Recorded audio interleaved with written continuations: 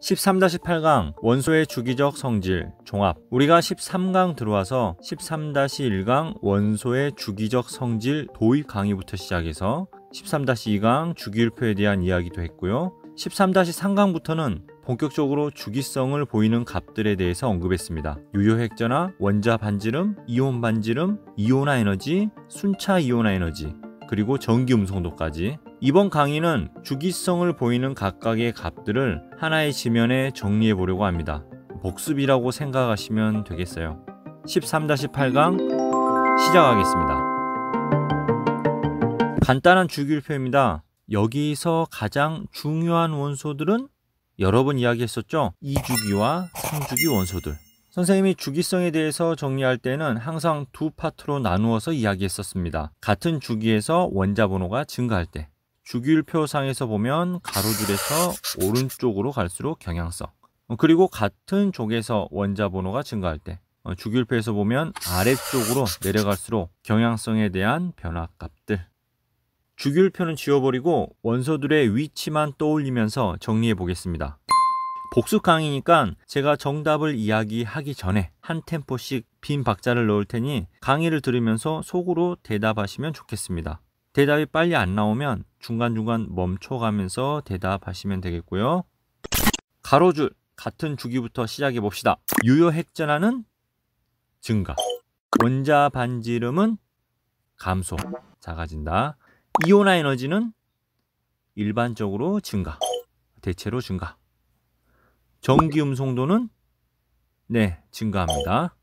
이어서 바로 세로줄 같은 쪽에서 경향성을 봅시다. 유효핵전화 증가. 이건 빨간색으로 해 놓을게요. 시간이 지나면 많이 헷갈려 합니다. 증가. 원자 반지름 증가. 이온화 에너지 감소. 전기 음성도 감소. 대답이 빨리빨리 나왔나요? 이러한 주기성을 나타내는 이유에 대해서도 빠르게 정리해 봅시다. 자세한 설명은 이전 강의들을 참고하시고 여기서는 결론만 다룰게요. 유효핵전화부터 봅시다. 가로줄 왜 증가했죠? 양성자 수 증가에 의한 핵전화량 증가. 가려막기 효과보다 핵전화 증가 효과가 더 크다고 했었습니다. 유효핵전화 세로줄 왜 증가했죠? 이유는 똑같습니다. 양성자 수 증가에 의한 핵전화 증가. 다만 주의하라는 이유는 세로줄에서는 전자 껍질 수가 증가하니까 가려막기 효과가 아주 커서 증가하는 양성자 수에 비해서는 아주 조금 유효핵전화가 증가한다는 거였었죠. 전자 껍질 수 증가로 유효핵전화가 감소한다고 생각하시면 절대 안 된다고 했습니다. 주의하세요. 다음 원자 반지름 가로줄 왜 감소했죠? 유효핵전화 증가로 인해 전자들을 세게 잡아당기니까. 세로줄 왜 증가했죠?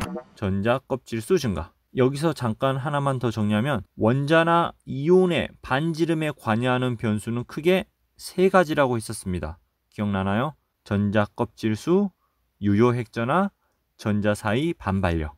전자 사이의 반발력은 원자가 음이온이 될 때 사이즈가 커지는 이유에 대해서 설명할 때 나왔었죠. 자, 넘어갈게요. 다음 이온화 에너지. 이온화 에너지는 원자 핵과 전자 사이의 인력의 크기 변화를 생각하셔야 합니다. 가로줄부터 봅시다. 왜 대체적으로 증가했죠? 유효핵전화 증가로 인해 원자 핵과 전자 사이의 인력 증가. 세로줄은 왜 감소했죠? 전자 껍질수 증가로 인해 원자 핵과 전자 사이의 인력 감소.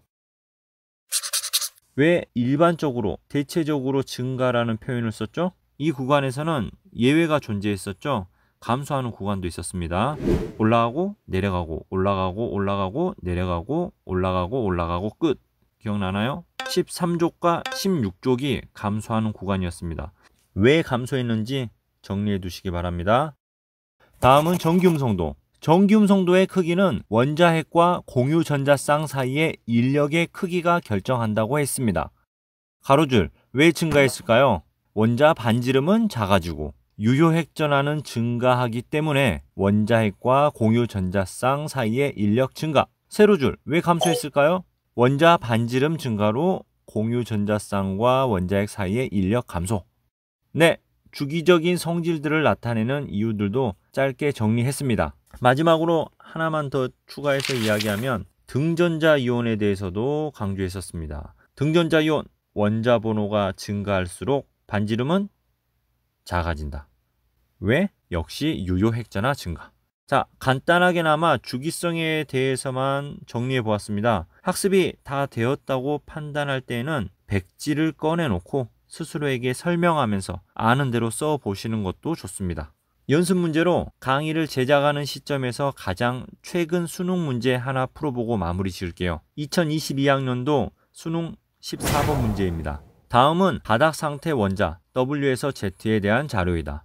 미지 원소가 W, X, Y, Z 4개 준비되어 있다는 거고요. W부터 Z는 각각 산소, 플로린, 인, 황 중에 하나이다. 친절하게도 바로 이어서 4개의 원소 후보를 알려주었네요. 그리고 이어서 4개의 원소의 정체를 알 수 있는 힌트가 주어졌습니다. W, X, Y, Z가 어떤 원소인지 찾아내면 끝나는 문제군요. 저는 여기 4개의 원소가 나오자마자 여백에다가 이렇게 메모를 했습니다. 메모의 의미가 무엇인지 바로 파악하셨죠? 네, 주기율표에서 원소들의 위치입니다. 2주기, 3주기 원소들에 대해서는 주기율표상의 위치까지 이미지화된 상태로 머릿속에 그려져 있어야 합니다. 15족, 16족, 17족. 이제 힌트를 하나씩 봅시다. 원자가 전자수는 W가 X보다 크다. 원자가 전자수는 족에서 1의 자리 수로 보면 되기 때문에 5개, 6개, 7개 중에 하나인데 첫 번째 힌트를 통해서 알 수 있는 것은 우선 2는 W가 될 수 없다는 거네요. 왜? 가장 원자가 전자수가 적으니까 말이죠.